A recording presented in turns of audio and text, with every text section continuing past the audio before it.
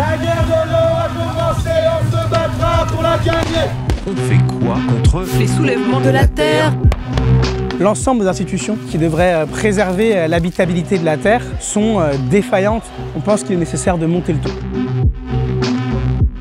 La terre, elle doit être aux paysans. Il ne doit pas y avoir d'entreprise où en fait ceux qui travaillent la terre ne décident pas de comment les choses doivent être faites. This is about the right to protest and this is about defending life. Et nous sommes tous des éco-terroristes. Et nous sommes tous des éco-terroristes.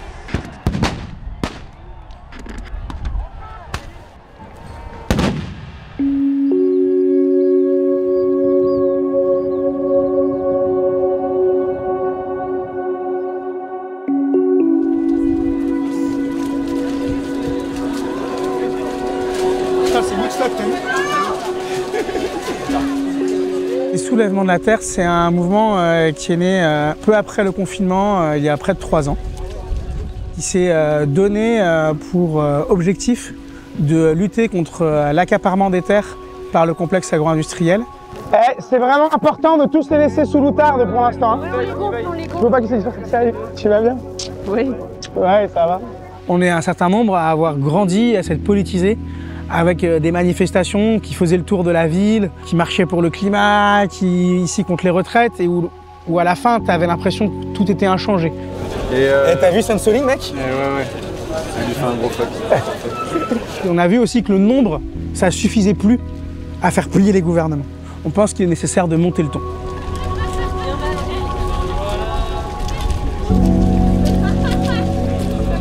On a des actions de blocage et on a aussi des actions de désarmement. C'est un terme qu'on utilise pour parler des actions où on démantèle des infrastructures qui sont des armes pour le vivant et que nous on fait que désactiver ces armes.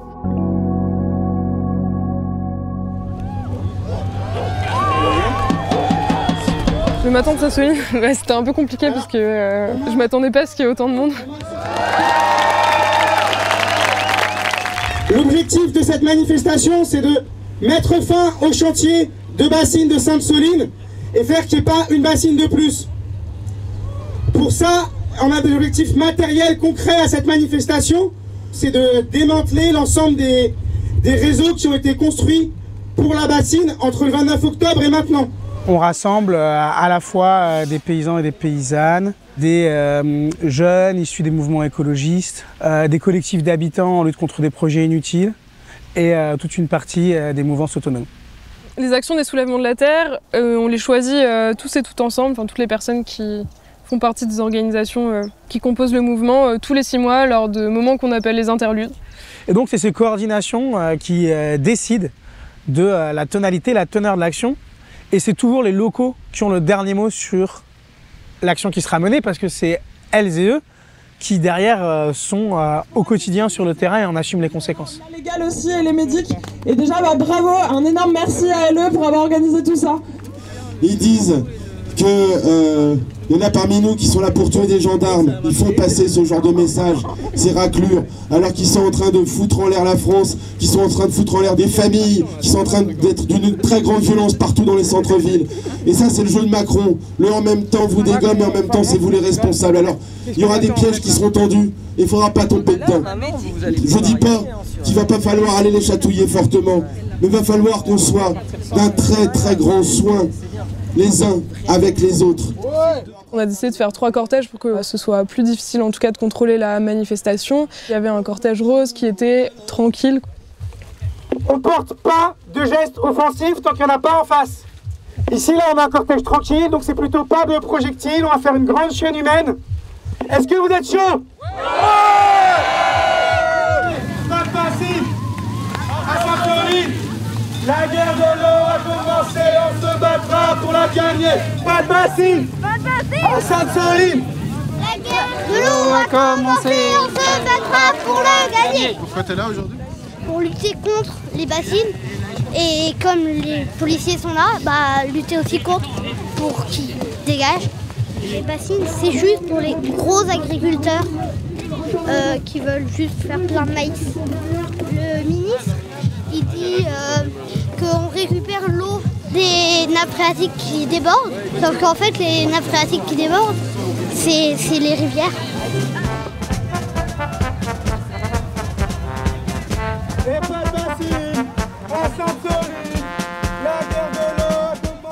coup, les 2 autres cortèges, forcément, on savait très bien que dans une manif aussi grande, il y allait avoir des personnes qui allaient probablement vouloir riposter face à la police.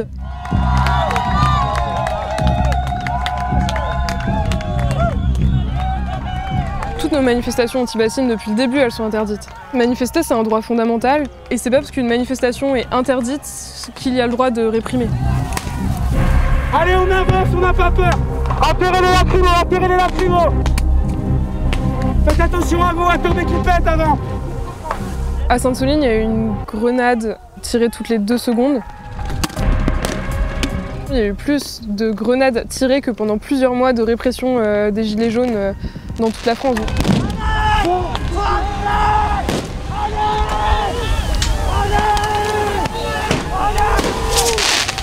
Notre objectif dans les actions, il n'est jamais de blesser des policiers.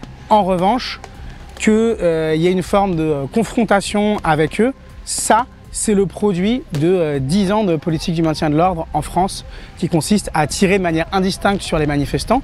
Et dans ce contexte-là, qu'il y ait des manifestants et des manifestantes qui essayent de répondre un petit peu au dispositif, ça nous semble totalement normal.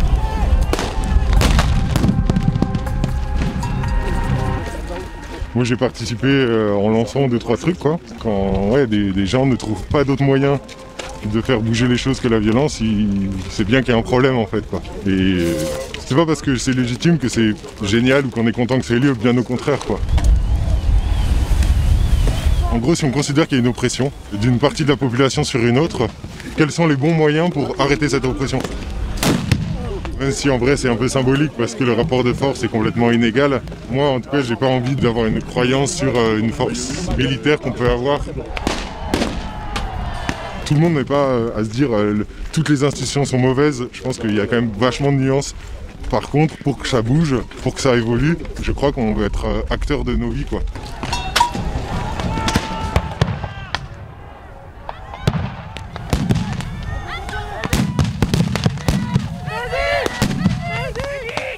La préfecture a demandé au SAMU de ne pas intervenir, en disant que c'était une zone dangereuse. Nous, forcément, les blessés, ils ont toujours été rapatriés dans un côté de la manifestation qui restait calme. Bon, ça, c'est très bien étayé par le rapport de la Ligue des droits de l'homme. Les responsables d'Europe Écologie Les Verts et de la France Insoumise qui étaient là ont été jusqu'à appeler le cabinet d'Elisabeth Borne pour débloquer la situation sur le SAMU.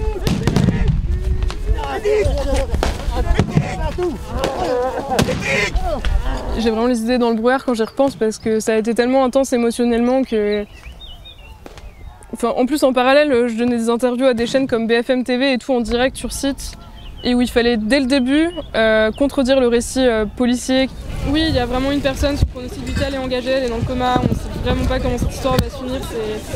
Je pense qu'on est un peu tous sous le choc là. Oui. Il y a eu Serge qui s'est pris une grenade au niveau de l'oreille là. Il y a une jeune qui a pris des éclats de grenade dans la mâchoire. Et il y a eu les mutilés, il y a eu aussi... Serge, il est resté quand même dans le coma pendant plusieurs semaines, entre la vie et la mort. Et il est toujours en rééducation à l'heure d'aujourd'hui. Donc on a vu aujourd'hui à la fois qu'on était une marée humaine sans précédent sur une manifestation anti-bassine entre 30 et 40 000 personnes.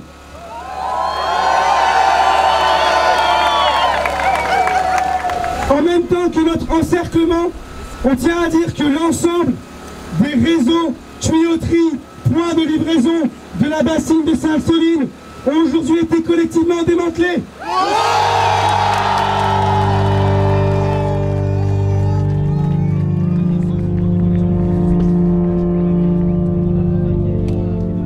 Quand on se rend compte qu'on ne va pas réussir à faire quoi que ce soit aux alentours de cette bassine comme on avait prévu et qu'en plus il y a une répression énorme, comment faire bifurquer tout le monde, aller vers un plan B, etc. Il y a une inertie énorme en fait quand on est dans une manifestation de 30 000 personnes.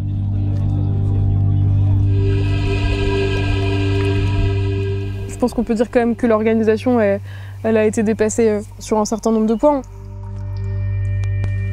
1000 manifestants ultra et extrême gauche, 24 gendarmes blessés dont un en urgence absolue, 6 manifestants blessés dont un en urgence absolue.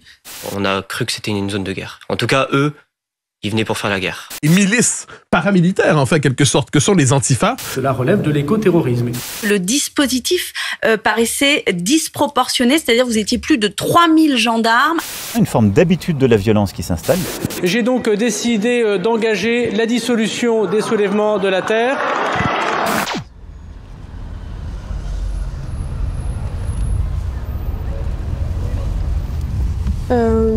Là, on va dans le 15e, vers les locaux de France 5, parce que je suis invitée chez C'est ce soir. Donc il faut que je continue dans la combativité. Et en fait, là, c'est juste que je suis un peu en train de forcer quoi, pour tenir et pour être bonne vis-à-vis du mouvement, quoi. Et puis, il y a la dissolution donc, qui est tombée peu de temps après. Alors, en fait, c'est vraiment un enchaînement médiatique de tarés, quoi. Et donc là, c'est vrai que c'est vraiment une bataille de com qui est en train de se jouer.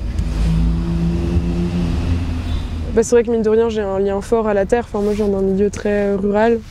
Je viens du Pas-de-Calais, d'un petit village de 500 habitants. Et en fait, en venant faire mes études à Paris, je me suis rendu compte que ce lien à la terre, là, il me manquait beaucoup, quoi. Bref, j'étais engagée depuis longtemps sur les questions écolo, quand même. Moi, j'ai commencé à la COP21, à organiser l'assemblée de lancement de Youth for Climate en France. Et il y avait une telle attention médiatique sur ce mouvement. Ils voulaient absolument trouver la Greta Thunberg française partout. Je pense pas que j'étais vraiment la personne destinée à faire du porte-parole là. Je suis assez réservée. Ça a été un peu une souffrance pour moi pendant un long moment, quoi. Merci beaucoup.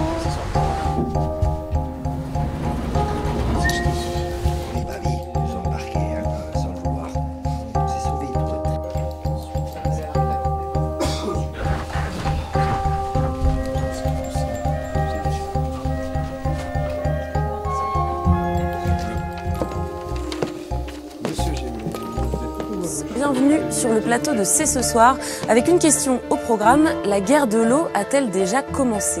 Le ministre de l'Intérieur estime que parmi les manifestants, il y avait 200 personnes qui étaient connues des services de renseignement, dont de nombreux fichiers S. Leur stratège aurait comme objectif, selon la place Beauvau, de faire accepter dans l'opinion publique la pratique de l'éco-sabotage. Ai-je le droit de vouloir entraîner toute l'humanité dans mon délire naturaliste en jetant des cocktails Molotov sur les pompiers ? Est-ce que vous entendez ce qu'il est en train de dire sur ce mouvement qui se retrouve dans une impasse à cause de la violence ? Moi, je pense qu'il y a un mouvement écologiste diversifié, très fort, et que tout le récit qu'il y a autour de l'ultra-gauche et d'une minorité de personnes radicalisées est vraiment un récit pour qu'il y ait des scissions, pour qu'on légitime en fait le fait qu'il y ait une personne dans le coma, et je trouve ça très grave. Ce qui est étrange avec la surmédiatisation post-Sainte-Soline, c'est la schizophrénie des médias qui à la fois n'ont que le mot violence à la bouche et ne médiatisent que parce qu'il y a des violences, mais d'un autre côté, ne font que poser en boucle sans cesse la même question, est-ce que vous condamnez les violences ? Il faut se défendre avant de déplier ses propos, d'essayer de sauver les meubles pour pas se faire dissoudre. Comment est-ce que vous qualifiez les violences qui ont eu lieu, notamment au mois de mars à l'égard des forces de l'ordre à Sainte-Soline ? La question c'est, est-ce que vous êtes totalement extérieur à ces tensions ? C'est quelque chose que vous ne condamnez pas, que vous soutenez. Comment est-ce que vous la qualifiez, cette violence ? Nous, tout notre enjeu aussi, c'était de ne pas y répondre. Pourquoi ? Pour pouvoir parler aussi du pourquoi il y a eu cette confrontation. Qu'est-ce qui fait qu'il y a 30 000 personnes à cet endroit-là ? Ce qui fait qu'on est dans cette situation-là, c'est que l'eau qui sort de notre robinet, elle est infestée par des pesticides. Ce qui fait cette situation-là, c'est que à terme, l'ensemble des Deux-Sèvres est en voie de désertification, méditerranéisation, et que demain, il ne faudra plus y faire du maïs, mais des oliviers.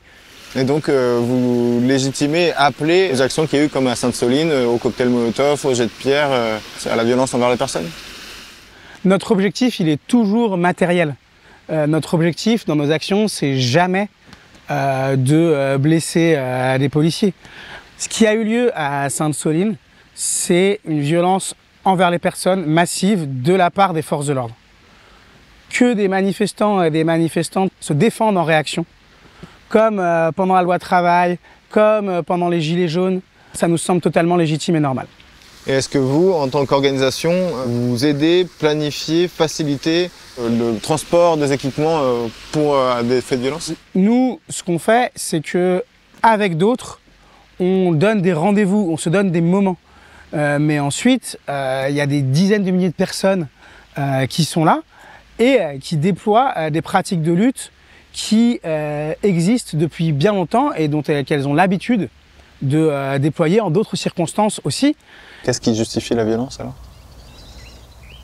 Je pense que ce qui pourrait justifier une forme de violence, c'est que cette violence, elle vienne mettre terme à une violence qui est plus grande. Oui. Non, les gendarmes n'ont pas lancé de LBD en quad. Non, aucune arme de guerre n'a été utilisée par les forces de l'ordre à Sainte-Soline.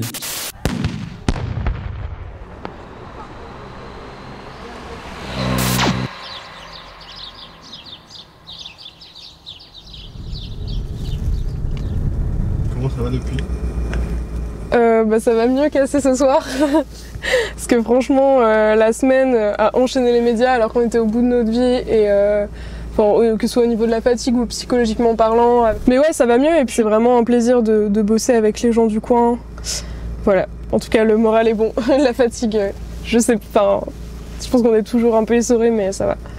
Donc là, on se rend à une réunion de préparation de l'action du 11 juin contre les carrières de sable de Lafarge qui s'étend dans l'Or-Atlantique. Là, la carrière elle fait 70 hectares et elle va doubler. Et du coup, on va à la ferme de Rublé, donc c'est une pharmacie diversifiée en bio. Et voilà, ça fait un peu partie des personnes qui ont lancé la lutte là-bas, même s'il y a aussi des habitants qui se sentent très concernés parce que en fait, ça bouffe le village petit à petit, quoi. Mais ici, c'est trop beau, c'est vraiment le bocage. Ouais.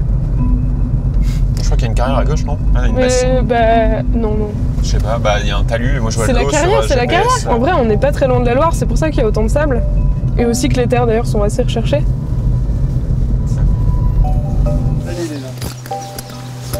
C'est bon.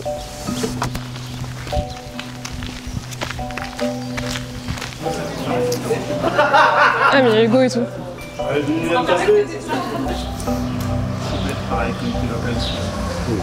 Je sais pas si on refait un tour, mais au moins est-ce que tout le monde se connaît ou pas ? Régis, adhérent de la Pièce. Guillaume, paysan ici. Malo, sympathisant. Et encore pour votre groupe, est-ce que vous avez des besoins ponctuels de bénévoles ? Est-ce que vous avez des besoins à nous retranscrire Il faudra du monde, mais à part ça. Au niveau des tracteurs de la conf ? Non, je sais pas s'il y aura des tracteurs de la conf. On n'a pas fait de point tracteur encore parce qu'il fait beau, donc tout le monde est dans les foins. On va essayer de faire un point cette semaine, mais on saura que mardi prochain, je pense.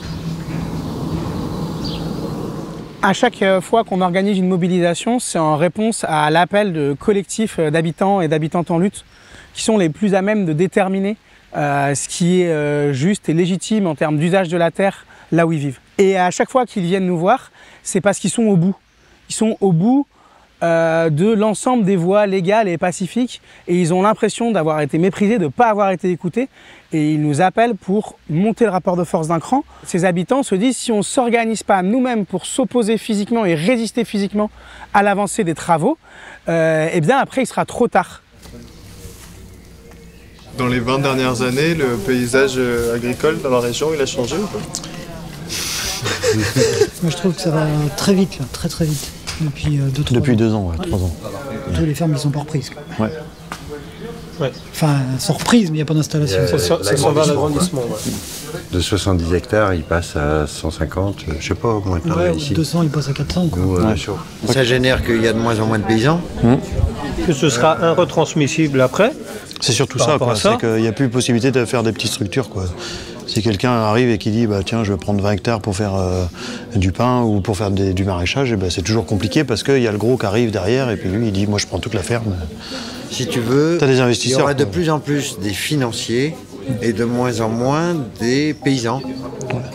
Et là tu vois la dérive possible parce que même si c'était encore un paysan qui n'était pas spécialement un ami, mais c'était encore un paysan. Tandis que là ça va être directement des financiers qui eux n'auront pas grand-chose à faire de la pérennité, si tu veux, du sol, de la pérennité des choses. Bon, voilà.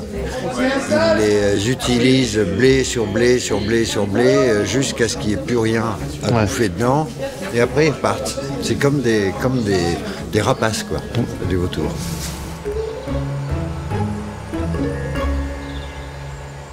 On doit être dans la lutte, on doit être dans la critique de projets qui mettent le monde paysan en péril, mais ça me semble aussi hyper important. Enfin, moi, en tout cas, j'ai besoin de cet équilibre dans ma vie, d'être aussi en train de mettre les choses en place que j'ai envie de voir advenir. Pour moi, c'est la même chose, ce que je fais au sein des Soulèvements de la Terre, ce que je vais faire aussi en reprenant une ferme.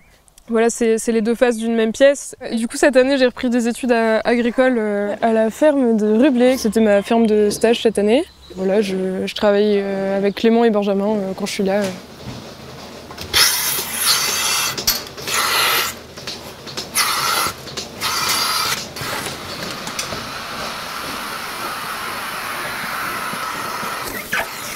Ah bah, là, il est 5h30, et la traite a commencé depuis un quart d'heure à peu près. On a 92 vaches à traire. Allez. Moi, je me suis installé en 2006. C'est mes parents qui avaient la ferme avant, et du coup, ça fait un moment que je traite ici. L'origine même de la ferme, c'était les vaches laitières.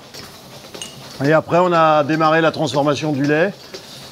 Ensuite, maintenant, on fait des légumes aussi, du pain et de la farine avec les céréales de la ferme. Et on a un peu de cochon aussi. L'idée, c'est d'avoir plusieurs ateliers. Ils ont des liens entre eux d'un sens ou d'un autre. Par exemple, le fumier des vaches, il va servir pour faire pousser les légumes ou les céréales. Quand on fait de la farine, le son du blé, il va pour nourrir les cochons. Enfin bon, tout est lié, quoi. Tout ce qui est produit sur la ferme, ça vient de la ferme.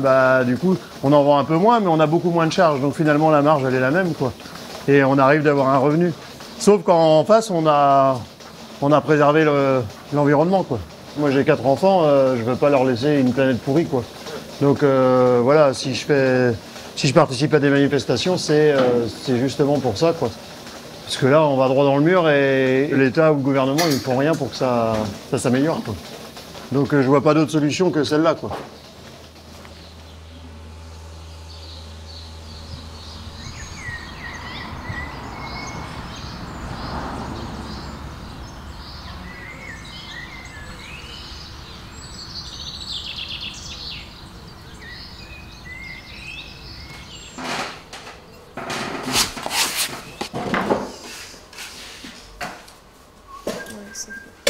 Ça fait des trucs. Ça fait des plis comme ça, c'est pas ouf. Hein. C'est pas grave. C'est pas grave. Moi j'ai fait en école d'ingénieur et après je suis parti en thèse.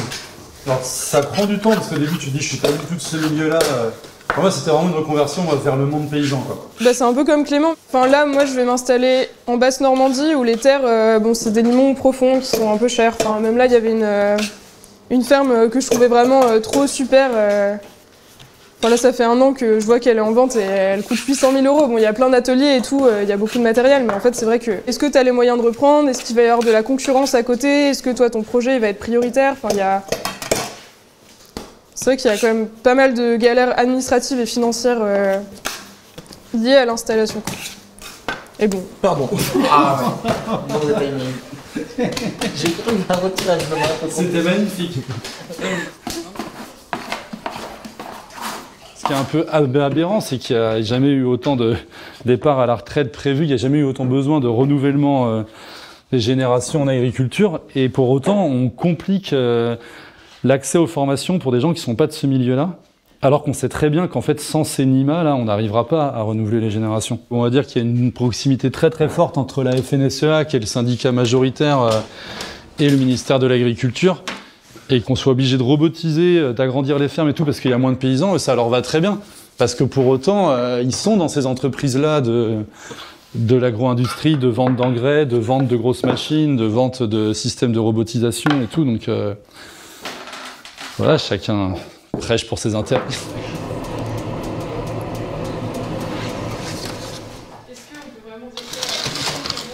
Mais là, typiquement, pendant le mouvement agricole, on a vu que, par exemple, c'était le comité d'action viticole qui a quand même fait exploser un bâtiment, ou que c'était la coordination rurale qui brûlait des préfectures, ou des groupes qui n'avaient pas forcément de drapeau syndical, faisaient des choses quand même un peu choquante, il n'y avait pas de répression, pas d'arrestation, etc.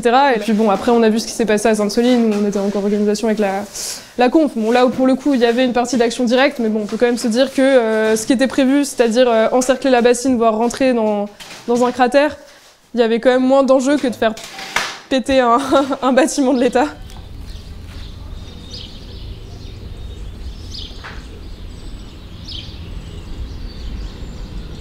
Alors en bio, nous, on est obligé de travailler avec le vivant, donc avec le sol. Donc ça veut dire qu'il faut qu'on ait une vie du sol pour que la plante se plaise bien et que du coup, une plante qui se plaît bien, elle sera bonne pour les animaux derrière. Enfin, tu vois, c'est tout un cycle. Si tu fais que travailler le sol tout le temps, faire que des cultures sans respecter la structure du sol, bah, du coup, ton sol il meurt au bout d'un moment. Et si tu lui balances en plus des engrais chimiques et des pesticides, bah, tu n'as plus de vie, quoi, parce que le pesticide, il tue pas que l'insecte qu'il y a sur la plante, hein, il va tuer ce qu'il y a dans le sol aussi. Moi, je ne savais pas, avant qu'on parle la dernière fois, que Régis, il avait un lymphome, etc., et que quand même, il a subi les conséquences, quoi, du coup, Régis, c'est le père de Benjamin. Donc. Ouais, il a eu un cancer dû aux pesticides qu'il avait pendus, donc il sait ce que c'est, il est bien placé pour en parler. Ouais. Donc pour moi, c'est poison, quoi. Donc si c'est poison pour une plante, c'est poison forcément pour celui qui la met et ceux qui sont autour, quoi. Je pense que la revendication des soulèvements de la terre là-dessus, elle est assez simple, c'est que la terre, elle doit être aux paysans, il ne doit pas y avoir d'entreprise où en fait ceux qui travaillent la terre ne décident pas de comment les choses doivent être faites en fait. Et plus on sera de paysans, mieux ce sera. Et moi, j'ai pas envie de plus avoir de voisins paysans, quoi. J'ai pas envie d'avoir des grosses entreprises comme les maraîchers industriels qui sont en train de prendre toutes les terres qu'il y a autour de chez nous, quoi. Ouais.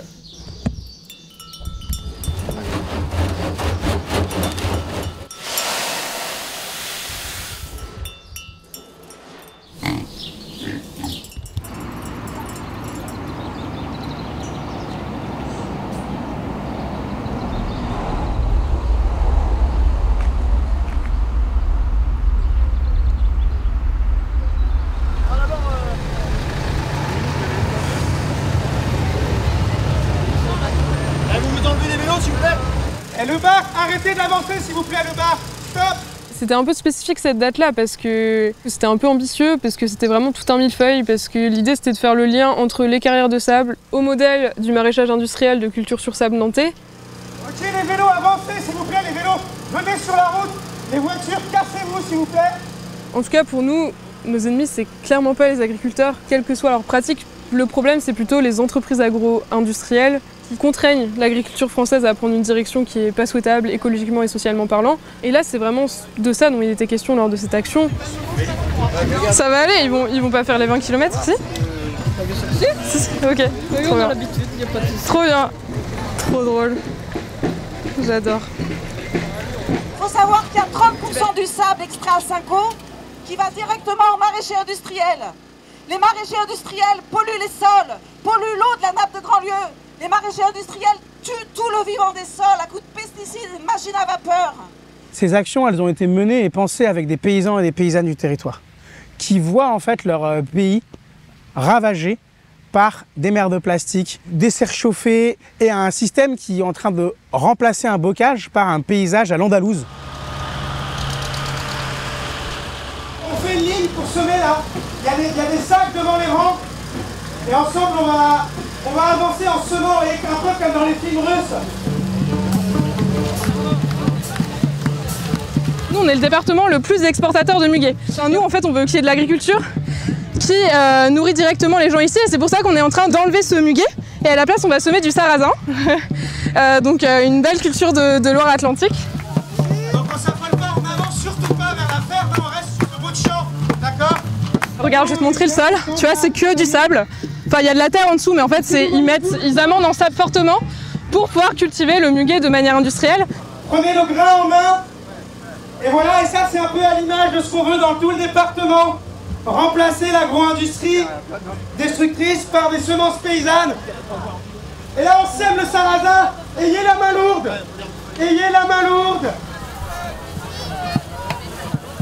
Là, il y a une deuxième action sur la fédération des maraîchers nantais. Et quand je dis maraîcher, il ne faut pas s'imaginer ma mamie qui plante des tomates. On parle ici d'industrie légumière. Ils ont un centre d'expérimentation. Une de ces parties était utiliser un pesticide qui s'appelle le métabromuron, qui est assez toxique. Sauf que ce qu'ils ont mis en avant, c'est la petite partie où ils faisaient soi-disant des salades sur sol vivant. Ce qu'il faut bien comprendre, c'est la manière dont l'agro-industrie essaye de capturer l'agriculture bio.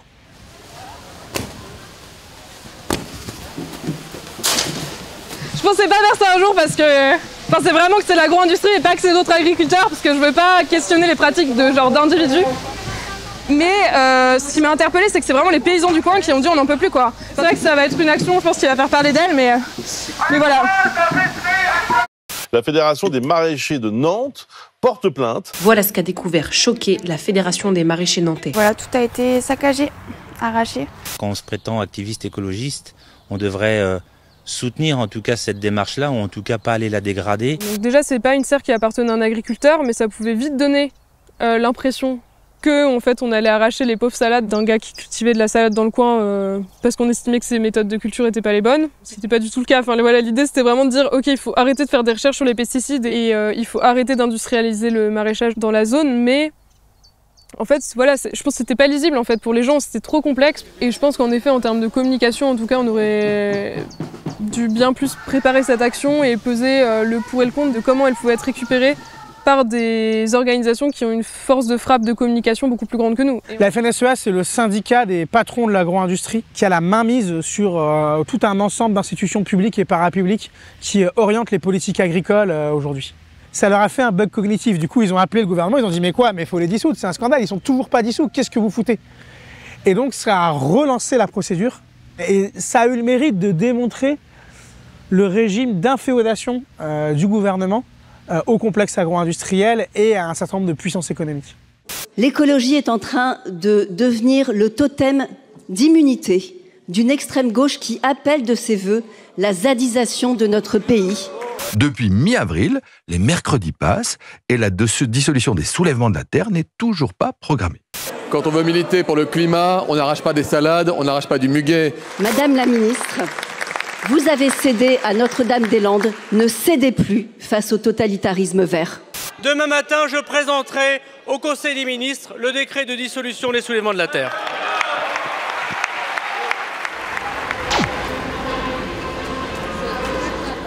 Les suites, Cyril, un peu aussi.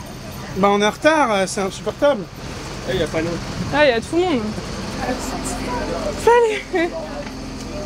Toutes les personnes qui sont là, elles sont venues pour soutenir les soulèvements de la terre alors que le décret de dissolution vient d'être prononcé. Et donc on a à la fois des intellectuels qui nous soutiennent depuis longtemps, comme Descola ou Christophe Bonneuil. Il y a aussi des responsables politiques de la NUPES. Il y a des militants aussi, il y a une délégation du monde entier de Fridays for Future qui va venir. J'avoue que ça, c'est ce qui m'émeut le plus parce que c'est mon mouvement et de savoir qu'il y a des activistes qui ont fait de la prison, qui sont menacés de mort dans leur pays et que là, on va faire front face à la criminalisation des mouvements écologistes, même si nous, on n'en est pas du tout à ce point-là. Je trouve ça hyper important. C'est tout sympa. Sympa par là. Il y a vraiment beaucoup de monde qui va prendre la parole, donc il faut absolument reculer. Hello! Thank you so much. I don't know how to person, I'm sorry. Yes, it's okay, it's okay. Nice to meet you. And thank you for coming. I'm the friend of the other Lena. Oh, the other Lena. Yes, yeah. So we talk on Sagno Lena. Yeah.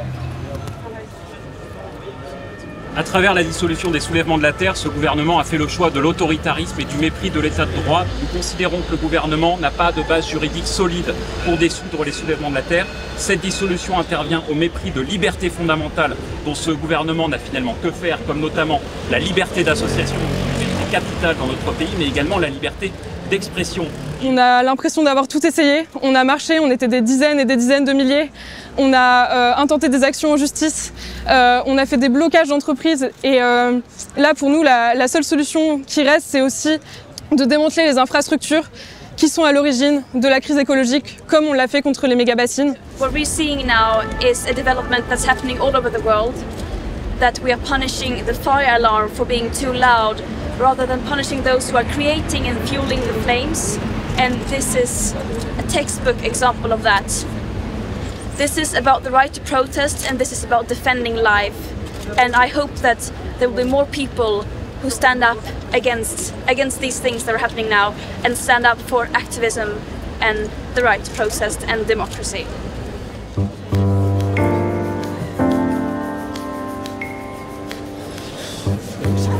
Eh ben merci infiniment.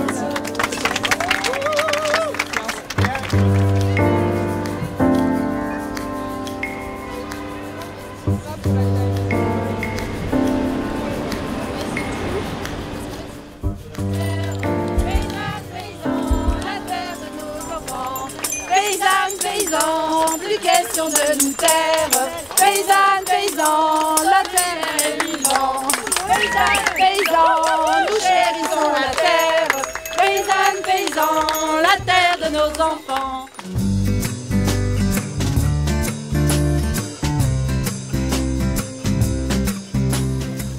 L'idée du convoi de l'eau, elle est venue après le 25 mars à Sainte-Soline. L'idée c'était quand même de remarquer le coup quelques mois après, en faisant quelque chose d'un peu différent, en passant par Sainte-Soline jusque Paris, à vélo et en tracteur, et on va s'arrêter devant des lieux symboliques de l'accaparement de l'eau, de l'accaparement des terres, de l'agro-industrie, mais aussi des lieux symboliques de l'agriculture paysanne pour voir comment on peut faire autrement.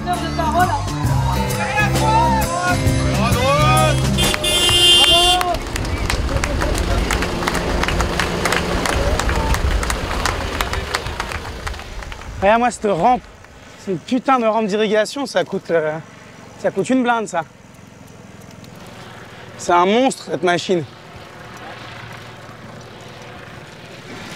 Ce qui se passe, c'est qu'il y a une sécheresse pluriannuelle. Et notamment ici, dans le coin qu'on traverse, il y a une filière maïs qui est extrêmement gourmande en eau, quoi. C'est un quart de l'eau consommée en France.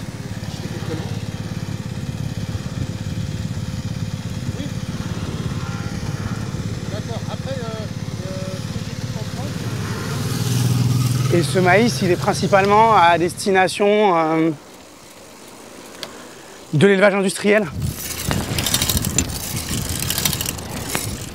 Et donc là, on est parti pour monter jusqu'à l'agence de l'eau, qui est qui est l'institution qui est responsable des choix politiques autour de l'usage et du partage de l'eau, puisqu'elle finance à 80% les projets de bassines. Passe là.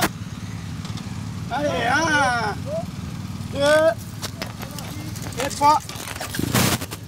Comme toutes les institutions publiques, il y en a qui diraient qu'elles dysfonctionnent gravement. Et puis moi, mon avis, c'est pas qu'elles dysfonctionnent, c'est qu'elles fonctionnent très bien, mais elles fonctionnent pas pour nous.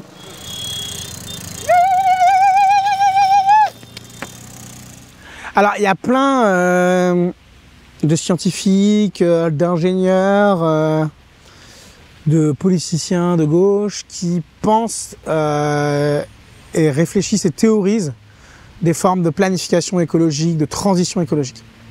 Il y a des gens parmi ceux qui composent le mouvement, notre mouvement, qui croient dans cette possibilité-là, d'autres qui n'y croient pas. Et j'ai l'impression qu'un endroit où tout le monde peut se mettre d'accord, c'est sur l'action concrète. C'est une chose d'exiger une grande loi foncière, faire que ce ne soit pas des sociétés commerciales qui rachètent un maximum de terres, c'est autre chose que s'organiser pour commencer à en acheter collectivement à l'échelle de collectifs d'habitants, de paysans, à l'échelle du territoire. Notre champ d'action n'est pas celui de la politique institutionnelle. Notre champ d'action, c'est celui de l'établissement d'un rapport de force sur le terrain et de la bataille culturelle.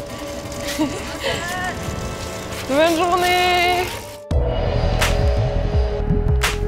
Il y a des victoires qui sont claires depuis le début des soulèvements de la Terre, notamment celle des méga-bassines. Déjà, je pense qu'il y a 2 ans, les gens ne savaient pas du tout ce qu'était une méga-bassine. Et le niveau de rapport de force et d'opposition et de colère populaire qui est opposé à ça rend assez peu crédible qu'ils aillent jusqu'au bout des 16 bassines. Puis Sainte-Soline, on a fait 2 manifestations contre l'autoroute A69 entre Castres et Toulouse. Il y a eu l'action à Rouen parce que l'idée de lutter contre les autoroutes, c'est pas simplement sur la 69, c'est d'obtenir un moratoire sur l'ensemble des projets routiers en France. On a fait une action contre un immense entrepôt logistique sur les berges de Seine qui s'appelle Green Dock. Il y a une occupation de glaciers, une ZAD des neiges, qui a permis d'interrompre purement et simplement un chantier de téléphérique. L'autoroute A69, bon, le chantier avance, c'est compliqué, mais il est très retardé. Et pareil, c'est devenu une lutte nationale alors que C'était une lutte clairement locale où les gens étaient totalement défaitistes en mode on n'arrivera jamais à faire venir des gens là-bas pour créer une zone à défendre. Lafarge a renoncé à l'extension de la carrière à Saint-Colomban. Et ça, pour nous, c'est un premier signe de fébrilité de leur côté et un premier type de victoire qu'on a pu engranger. C'est vrai que, de toute façon, c'est des projets où souvent la lutte est longue.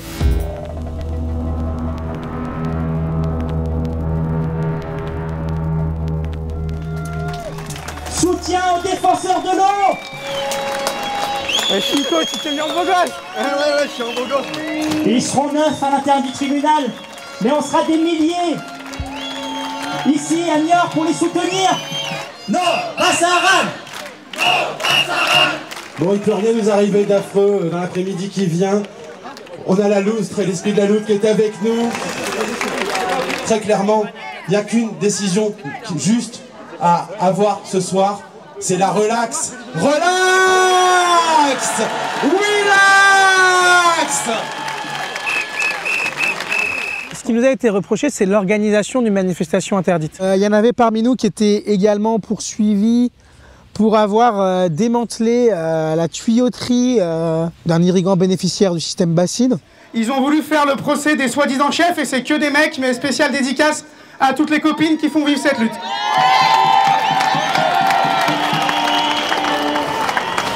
On a tous été condamnés à des amendes et celles et ceux qui ne sont pas représentants de structures syndicales mais qui étaient là pour les soulèvements de la terre au Bastille non merci, on a été condamnés à des peines de prison avec sursis. C'est le festival de Cannes là. Ouais. Où sont les marches? Où sont les marches? On avance? On y va? Ok. Je pense qu'il y a des choses plus graves. Il y a des camarades suite à Sainte-Soline qui se sont retrouvés en prison à Vivonne. Il y a des camarades qui ont été mutilés ou blessés. Ça me permet de beaucoup le relativiser. Faut crier plus là. Qu'est-ce qu'on peut écrire? Et nous sommes tous des éco-terroristes. Après Sainte-Soline, 2 personnes qui ont fait de la prison ferme. Il y a eu plein de procès autour qui ont abouti à des peines de prison avec sursis, des interdictions de territoire. Donc il y a eu toute cette répression-là, où on voit vraiment un acharnement, mais bon, qui peut paraître assez classique.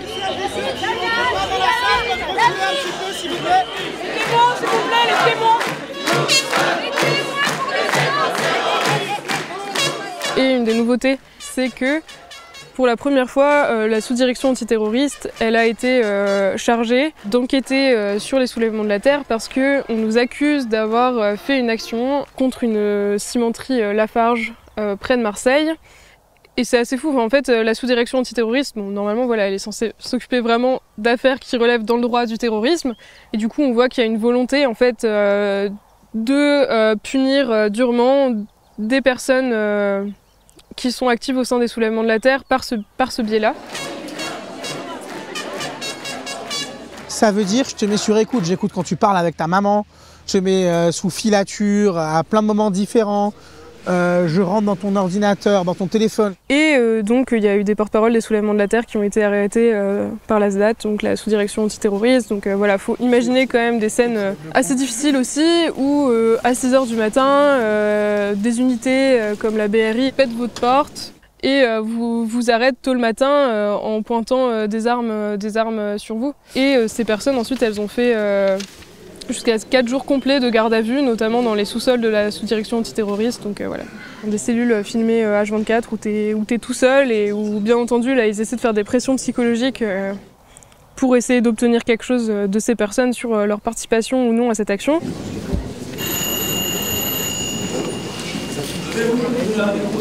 Je trouve ça hyper inquiétant au niveau des libertés publiques et des droits fondamentaux en fait, qu'on a en France en tant que personnes qui ont le droit de revendiquer en fait un désaccord avec les politiques qui sont mises en place. Et du coup, on voit que c'est vraiment une volonté de faire monter encore d'un cran la répression politique. Je pense qu'eux, ils ont beaucoup de choses à se reprocher, bien plus que nous. Et que nous, ce qu'on fait, c'est juste. Le débat de savoir si c'est légal ou pas, on va faire appel, on laisse les avocats travailler, la justice trancher. Par contre, le fait d'avoir la conviction que c'est légitime, c'est pas les condamnations qui vont me l'enlever. Et le Conseil d'État a tranché et annule la dissolution des soulèvements de la terre. C'est un camouflet, Alba, pour Gérald Darmanin qui avait réclamé cette dissolution. C'est rassurant, on ne peut pas faire n'importe quoi pour réduire les libertés. Aucune incitation à la violence sur des personnes ne peut être imputée au collectif des soulèvements de la terre. C'est ce qu'a estimé la Haute Cour.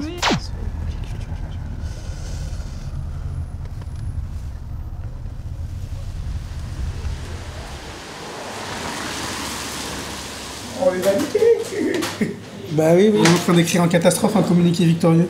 Et je me disais, est-ce qu'il faudrait peut-être que je me force un peu à pleurer pour la conférence de c'est incroyable. Regarde les larmes silencieuses, tu vois. Non mais c'était si on était dissous ça. Une provocation à la fin. Ah mais ça, c'est pour ça. Une provocation, la violence contre les biens ne justifie pas une dissolution. Oh, on a gagné ça quand même. Oui, ça c'est quand même incroyable. Le Conseil d'État estime qu'aucune provocation à la violence contre les personnes ne peut être imputée au soulèvement de la terre. Ouais, ça c'est un peu grâce à toi, Léna, quand même. Là, il faut qu'on mette le truc sur la loi séparatisme, machin. Tu vois, je peux la faire si tu veux. Tu veux la faire? Ok, je fais la transition. Okay. Si tu peux juste faire ce tweet sub, c'est parfait. Ah non, faut pas être sobre. On a réussi à faire que la violence contre les biens, c'est exclu de la loi. Demain, on n'a pas réussi à faire ça. C'est ce qui a marqué l'article qu'on a lu. C'est une provocation un peu généreuse. Non, il y a écrit que ça s'appelle proportionnel. Ça dépend à quel point. Faut un petit peu d'ambition, hein. Regarde, on était tous persuadés qu'on avait.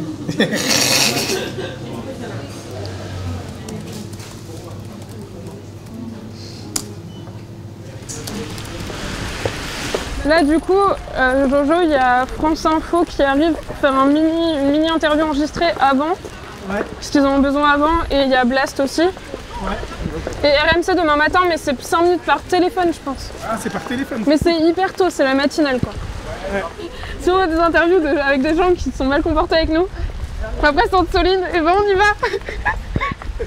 On leur dit, alors, hein, vous essayez de nous criminaliser, hein. Oh non. J'ai l'air tellement pas sérieuse en disant ça. La dissolution, elle tend à imputer à un mouvement tout l'ensemble des actes qui seraient commis. Et ça, c'est évidemment pas possible parce qu'on ne peut pas considérer que les soulèvements de la terre sont responsables de tout ce qui se passe lors des mobilisations. Et donc le Conseil d'État est venu analyser concrètement, très précisément, à quoi appeler les soulèvements de la terre. Et ils ont dit que pour les provocations qu'on peut leur imputer, eh ben, ils ne sont pas de nature à justifier une dissolution. Tout est pénalement répréhensible. C'est-à-dire que le Conseil d'État ne vient pas dire que vous avez le droit de dégrader un chantier privé ou que vous avez le droit de vous rendre sur un terrain de golf et de combler les trous du green avec du ciment. C'est pas du tout ce qu'il dit. Mais il faut quand même avoir en tête que la dissolution, c'est la mesure la plus liberticide. C'est celle qu'on doit adopter quand il n'y a plus d'autres alternatives. C'est-à-dire que quand toutes les autres mesures ont échoué. Et là, on n'est évidemment pas dans ce cas-là, hein, puisque même sur les soulèvements de la terre, il y a personne qui a été condamné pour des faits de dégradation sur des biens. Donc il faudrait d'abord commencer par là, dans l'échelle, on va dire, de réponse.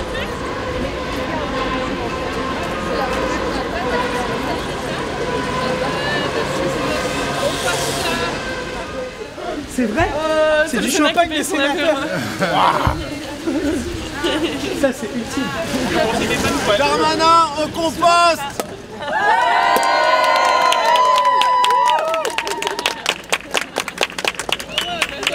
Et on le voit comme des feux. Ah ouais.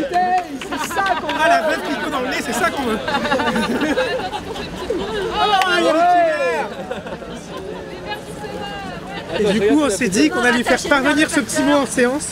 Ok, bon allez, voilà. Cher Minus, on vous avait pourtant prévenu, on ne dissout pas un soulèvement. On va tellement se faire redissoudre dans la semaine.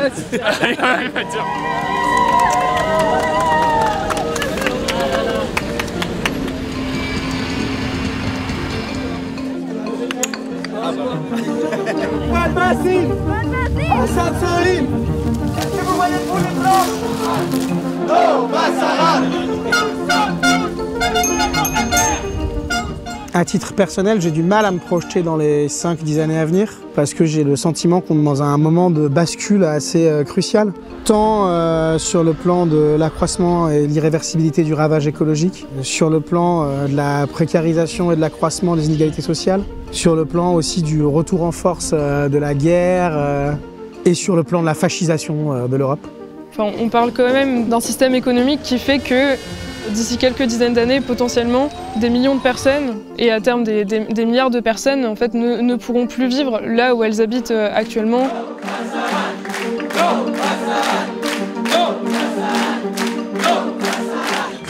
Je suis un peu enfermé dans l'idée peut-être fausse qu'il y a une espèce de forme d'urgence à agir et à tout faire et s'organiser maintenant, coûte que coûte, et que c'est un peu maintenant ou jamais. Je pense que là, si demain en France, il y avait des actions de désarmement qui étaient causées par des engins explosifs, on rentrerait à fond dans le discours de l'écoterrorisme. Mais par contre, je pense qu'en fait, au fur et à mesure que les choses deviendront de plus en plus graves, ce qui est sûr, c'est que dans le mouvement écologiste, là, je sors des soulèvements de la Terre. Pourquoi est-ce que, comme dans les années 70, justement, les militants écolos, à nouveau, ne feraient pas des actions de sabotage avec l'utilisation d'engins explosifs, que les choses se fassent le plus rapidement possible et mettre le plus en difficulté les entreprises qui sont à l'origine du dérèglement climatique. Donc oui, ça pour moi en tout cas c'est une possibilité.